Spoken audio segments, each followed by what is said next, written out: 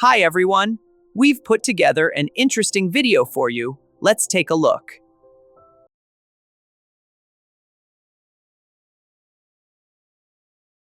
Picture this. Someone asks you for a favor. You're tired. You already have plans. You want to say no. But something inside tightens up. And you say, sure, of course. Then you sit there,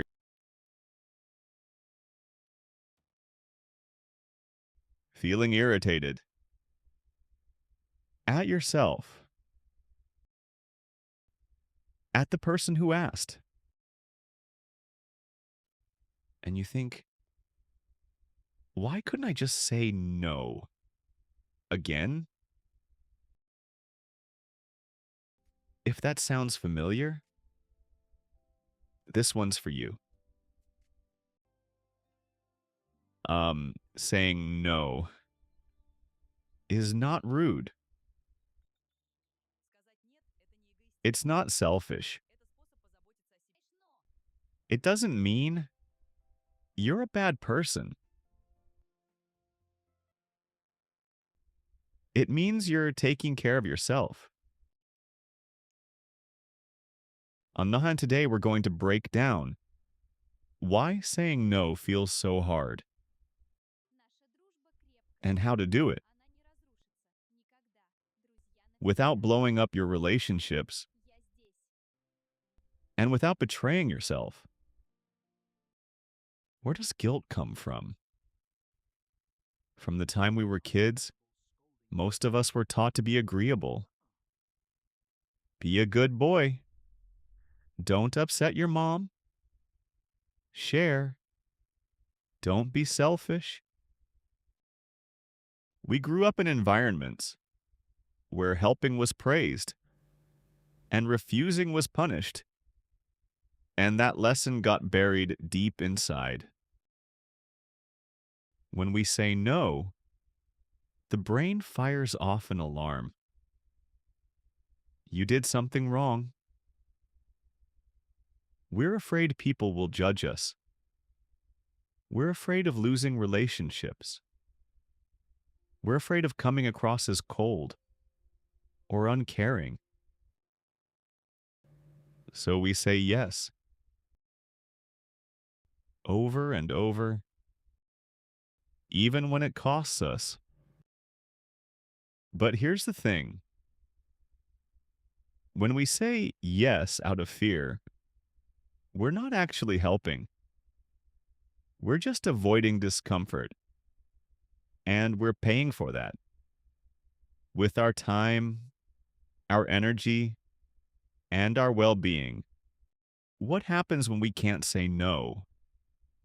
It builds up slowly. Not physical exhaustion, emotional exhaustion. That feeling of being used, of not belonging to yourself, of your own needs, being permanently at the bottom of the list. Then comes the resentment toward the people who ask too much, toward yourself for agreeing again, and the relationships you work so hard to protect start to crack because there's no honesty in them anymore. There's only your silent yes and an unspoken no. Why no is actually a form of respect, not a rejection of the person. When you say no, you're not rejecting the person. You're responding to a specific request. That distinction is everything. Think about it. Someone asks to borrow money. You say, I'm not able to do that right now. That doesn't mean you don't matter to me. It means I have a boundary that I respect. People who know how to say no, they're more trustworthy. When they say yes, you know they mean it. Not because they felt pressured, not out of obligation, but because they genuinely want to show up for you. 3 types of no, and when to use each one. The first type, the soft no. This is for when you care about the person, but want to stay honest. For example, I really appreciate you reaching out, but I'm not going to be able to help with this one. No lengthy explanation, no apologizing, just calm and clear. The second type, the no with an alternative. This works when you can't fulfill the request, but you want to stay supportive. For example, I can't help with the move on Saturday, but I'm free Sunday. Or, I don't know the answer, but I know someone who might. The third type, the firm no. This is when a situation calls for a clear boundary. No softening, no redirecting. No, that's not something I'm willing to do. Not harsh, but definitive. This one takes practice too. 5 phrases to keep in your back pocket. Memorize them. Practice them out loud. They work. 1. I'm not going to be able to make that work. I already have something going on. You don't owe anyone an explanation. Your time is yours. 2. That's not something I can take on right now, but I appreciate you thinking of me. Acknowledgement without commitment. 3. Let me think on it. I'll get back to you. This isn't a yes, like it's not a no. It's a pause. And that's completely legitimate. 4.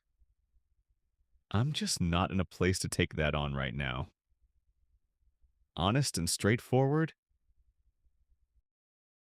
5. That's really not my lane, but I know you'll figure it out. You believe in them. You're just not adopting their problem as your own. How to practice saying no without blowing anything up? Start small. Turn down something low stakes. Notice that the world doesn't end, that the other person doesn't fall apart, that you don't suddenly become the villain. Then level up. Tell your coworker you can't take on another project. Let your friend know you're sitting this one out because you need to recharge. Say no to a family member warmly without caving. Every time you do it, it gets easier because you'll start to notice. Most people accept no way more gracefully than you expected. And the ones who don't, they've probably gotten used to you never saying it. And knowing that is useful information about the relationship. What to do with the guilt after you've said no. It's going to show up, especially at first. That's normal. Don't try to white-knuckle your way through it. Just ask yourself one honest question. Did I say no because it was right for me, or because I just didn't care? If the answer is the first, The guilt will pass. It's not grounded in anything real. Remind yourself, you are not required to be convenient for everyone. You are called to be honest with others and with yourself. Saying no is a skill. Like any skill, it gets better with practice. And once you build it, something shifts. Your yes becomes meaningful again. People start to respect where you stand and the relationships that are actually worth keeping. They get stronger because real connection isn't built on never pushing back. It's built on showing up honestly. Say no and protect what matters most. Say yes when you genuinely mean it. That's the whole thing. I hope something here landed for you. What you do with it, that's entirely yours. So, what did you think of the video? Did you enjoy it? Let us know in the comments if you liked it. We talk about everyday habits and explain them in simple words. And don't forget to subscribe and hit like. This video is educational and informational. It does not replace professional help. If you have serious concerns, consult a specialist.